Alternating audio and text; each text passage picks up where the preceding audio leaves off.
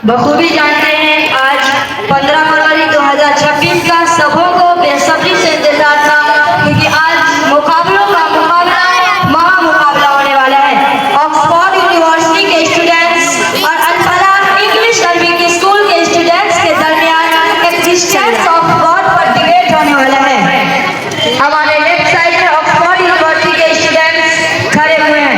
Debate का time 6 बजे रखा गया था, लेकिन अब तक अल-फलाह के स्टूडेंट्स नहीं आए। एनीवे, हमें पॉजिटिव सोचना चाहिए। हो सकता है ट्रैफिक जाम वगैरह में फंस गए होंगे, हम थोड़ी देर इंतजार कर लेते हैं। चलिए मैं आप हजरात को इनसाइड स्टोरी बताता हूँ, ये डिबेट कैसे तय हुआ। एक्चुअली ये सब हजरात कजन्स हैं। इन सब हजरात का बचपन एक साथ गुजरा और बेसिक एजुकेशन एक साथ हासिल किए। फिर जुदाई का दिन आया जब ये एजुकेशन के लिए कुछ ऑक्सफोर्ड चले गए और कुछ अल-फलाह। फिर 2 साल बाद ये हजरात अपनी छुट्टियों में घर लौटे और इनकी आपस में मुलाकात हुई। ऑक्सफोर्ड के स्टूडेंट्स का कहना है कि आप लोगों को भी ऑक्सफोर्ड में एडमिशन ले लेनी चाहिए, क्योंकि वहाँ का एजुकेशन आला क्वालिटी का है।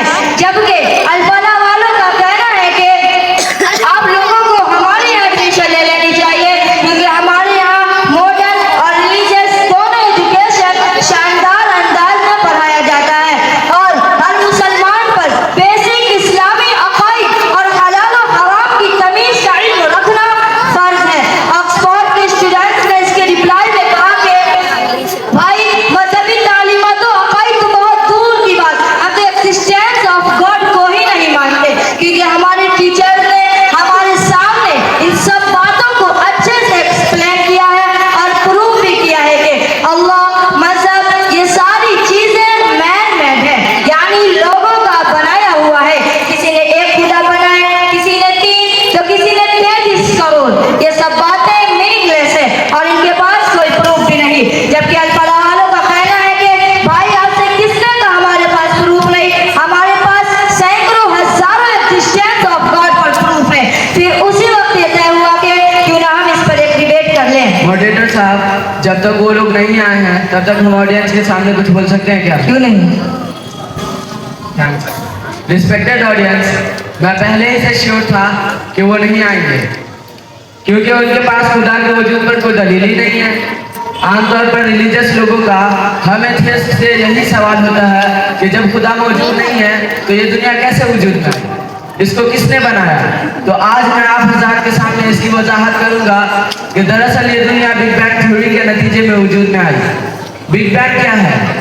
साइंस कहती है आज से 13.8 अरब साल पहले ये पूरी दुनिया एक छोटे गर्म और घने नुक्ते में सिमटी हुई थी।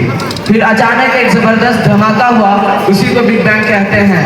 फिर उसके बाद धीरे धीरे दुनिया फैलने लगी और आज तक फैल रही है।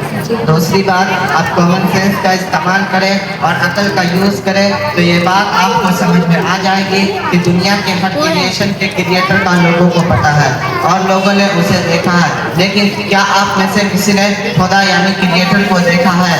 जाहिर बात है कि किसी ने भी नहीं देखा। लिहाजा पता चलता है कि ये सब चीज़ें मैन है, यानी लोगों का बनाया हुआ है और मीनिंगलेस है। अस्सलामु अलैकुम व रहमतुल्लाहि व बरकातुहू। माशाअल्लाह, अल-फलाह के स्टूडेंट्स भी आ गए। चलिए अब हम बैठकर बात करते हैं। देर से आने के लिए माजरत। आप तो जानते ही हैं कि मैं हाजीपुर रहता हूँ और पटना आने के लिए बीच में गंगा नदी पड़ती है। उस नदी के अराउंड इतना ट्रैफिक लगा हुआ था कि आज पहुँचना लगभग इम्पॉसिबल था। आप कैसे पहुंचे हजरत?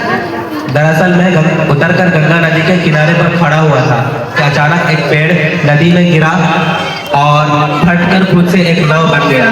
फिर हम उस पर सवार हुए, फिर वो नाव हमें बिना मल्लाह के इस पर छोड़ गई। अरे यार, कुछ भी कोई अक्लमंद आदमी ऐसे बोल सकता है क्या?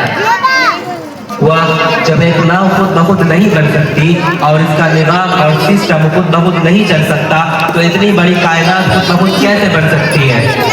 ये सारा निज़ाम कैसे चल सकता है कि सूरज का निकलना, डूबना, दिन और रात का आना जाना, ये सारा निज़ाम कैसे चल सकता है? कोई अक्लमंद आदमी ऐसे बात कर सकता है क्या?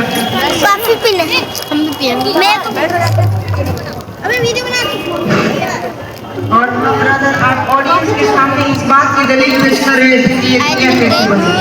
आपने दलील में बिग बैंग का हवाला दिया कि ये इतनी बड़ी दुनिया 13.8 अरब साल पहले एक छोटी सी पॉइंट में सिमटी हुई थी, फिर इसके बाद फैलना शुरू हो गई। आप ही बताइए, इसमें कोई दलील है?